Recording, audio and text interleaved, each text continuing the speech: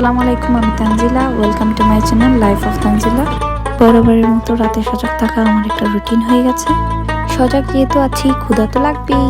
কি খাবো ভেবে ফ্রিজ খুলে দেখি রুটি পড়ে আছে, তো ভাবলাম রুটি দিয়ে কিছু বানানো যাক।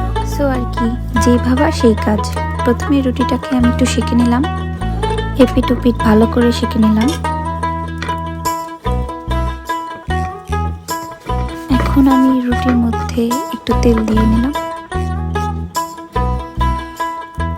রুটিটাকে এপিট ওপিট পরোটার মতো ভেজে নিব। ভাজা রুটিটাকে আলাদা করে প্লেটে তুলে নিলাম। সেম প্যানে আরেকটু তেল দিয়ে নিলাম। ফ্রিজে কিছু কোয়েল পাখির ডিম পেলাম, ভাবলাম ওটাকে কাজে লাগানো যাক। তেলে এখন আমি 3টা ডিম ভেজে নেব। কেউ ভাববেন না আবার 3টা ডিম, কোয়েল পাখির ডিমের সাইজে বা কতটুকু হয়। যাই হোক, এই ডিমগুলোর মধ্যে এখন আমি আগে থেকে ভেজে রাখা পরোটাটা দিয়ে দিলাম। রুটিটাকে ভালো করে চেপে ভেজে নিব। এর ওপর এখন আমি কুচি করা টমেটো আর কাঁচামরিচ দিয়ে দিব। হ্যাঁ, আমি সামান্য একটু লবণও দিয়েছিলাম।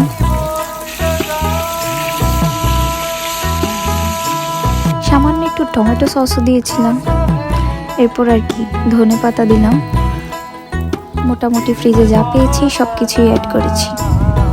এবার আর কি, এটাকে ফোল্ড করে নিলাম। ভালোভাবে একটু চেপে চেপে ভেজে নিচ্ছি। আসলে এটা আমার একটা experimental dish. So looks good, right? একটু সাউন্ডটা দেখেন। ফাঁকিবাজি হিসেবে ভালোই ছিল, অনেস্টলি স্পিকিং খেতে ভালোই ছিল। সো ক্ষুধা লাগলে ট্রাই করতে পারেন আমার এই ফাঁকিবাজি রেসিপি। Thank you.